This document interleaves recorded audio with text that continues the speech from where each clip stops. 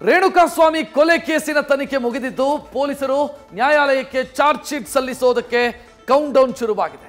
ಹತ್ಯೆ ಕೇಸಲ್ಲಿ ಡಿ ಗ್ಯಾಂಗ್ನ ಎಲ್ಲರೂ ಕೂಡ ಸದ್ಯ ಜೈಲಲ್ಲಿದ್ದಾರೆ.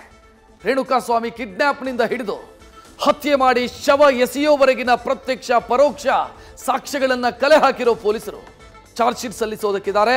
ಒಂದು ಕಡೆ ಪವಿತ್ರ ಗೌಡ ಜಾಮೀನು ಅರ್ಜಿ ವಜಾ ಆಗಿದ್ರೆ, ಮತ್ತೊಂದು ಕಡೆ ನಟ ದರ್ಶನ್ ಬಳ್ಳಾರಿ ಜೈಲಿಗೆ ಶಿಫ್ಟ್ ಆಗಿದ್ದು, ಈ ಮಧ್ಯೆ ಚಾರ್ಜ್ ಶೀಟ್ ಟೆನ್ಷನ್ ಹೆಚ್ಚಾಗಿದೆ.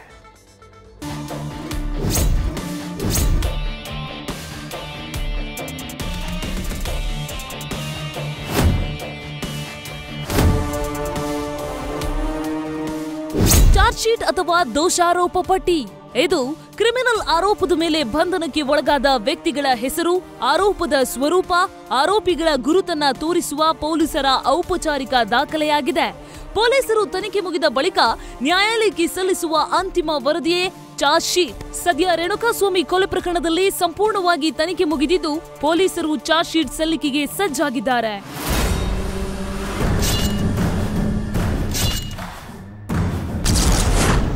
ರೇಣುಕಾಸ್ವಾಮಿ ಕೊಲೆ ಕೇಸ್ನಲ್ಲಿ charge ಶೀಟ್ಗೆ count down. Darshan, Pavithra Gowda ಸೇರಿ 17 ಜನರ ವಿರುದ್ಧ ಚಾರ್ಜ್ ಶೀಟ್ ರೆಡಿ. ರೇಣುಕಾಸ್ವಾಮಿ ಹತ್ಯೆ ಪ್ರಕರಣ ನಡೆದು 81 ದಿನಗಳು ಕಳೆದಿದ್ದು ಚಾರ್ಜ್ ಶೀಟ್ ಸಲ್ಲಿಕೆಗೆ ಕ್ಷಣಗಣನೆ ಶುರುವಾಗಿದೆ. ಚಿತ್ರದುರ್ಗದಿಂದ ರೇಣುಕಾಸ್ವಾಮಿಯನ್ನ ಅಪಹರಿಸಿ ಪಟ್ಟಣಗೆರೆ ಶೆಡ್ಗೆ ಕರೆತಂದು ಹತ್ಯೆ ಮಾಡಿ ಶವ ವಿಲೇವಾರಿವರೆಗಿನ ಎಲ್ಲ ಪ್ರತ್ಯಕ್ಷ ಹಾಗೂ ಪರೋಕ್ಷ ಸಾಕ್ಷಿಗಳನ್ನ ಪೊಲೀಸರು ಕಲೆ ಹಾಕಿದ್ದಾರೆ. ಕಾಲಮಿತಿಯಲ್ಲಿ ಪೊಲೀಸರು ನ್ಯಾಯಾಲಯಕ್ಕೆ ಚಾರ್ಜ್ ಶೀಟ್ ಸಲ್ಲಿಸಬೇಕಿದೆ. ಹೀಗಾಗಿ ಪ್ರಕರಣದ ತನಿಖೆ ಮುಗಿದಿದ್ದು 24ನೇ ಎಸಿಎಂಎಂ ಕೋರ್ಟ್ಗೆ ಚಾರ್ಜ್ ಶೀಟ್ ಸಲ್ಲಿಕೆ ಮಾಡಲಿದ್ದಾರೆ. ಪವಿತ್ರ ಗೌಡ, ನಟ ದರ್ಶನ್ ಸೇರಿದ ಹಾಗೆ 17 ಆರೋಪಿಗಳ ವಿರುದ್ಧ ಸುಮಾರು 4.5 ಸಾವಿರ ಪುಟಗಳ ಚಾರ್ಜ್ ಶೀಟ್ ರೆಡಿಯಾಗಿದ್ದು, ಸಿಆರ್ಪಿಸಿ ಸೆಕ್ಷನ್ 173ರ ಪ್ರಕಾರ ಇವತ್ತು ಸಂಜೆ ಅಥವಾ ನಾಳೆ ಚಾರ್ಜ್ ಶೀಟ್ ಸಲ್ಲಿಕೆಯಾಗುವ ಸಾಧ್ಯತೆ ಇದೆ.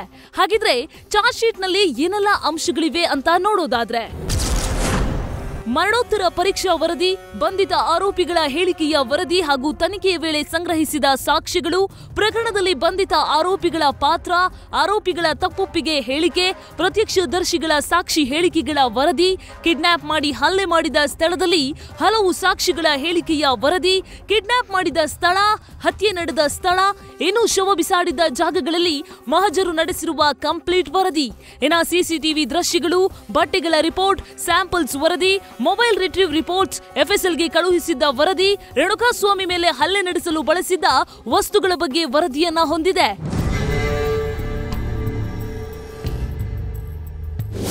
ಕಾಮಾಕ್ಷಿಪಾಳ್ಯ ಎಸಿಪಿ ಚಂದನ್ ನೇತೃತ್ವದ ತಂಡದಿಂದ ಚಾರ್ಜ್ ಶೀಟ್ಗೆ ಫೈನಲ್ ಟಚ್ ಕೊಡುವ ಕೆಲಸ ನಡೆದಿದೆ.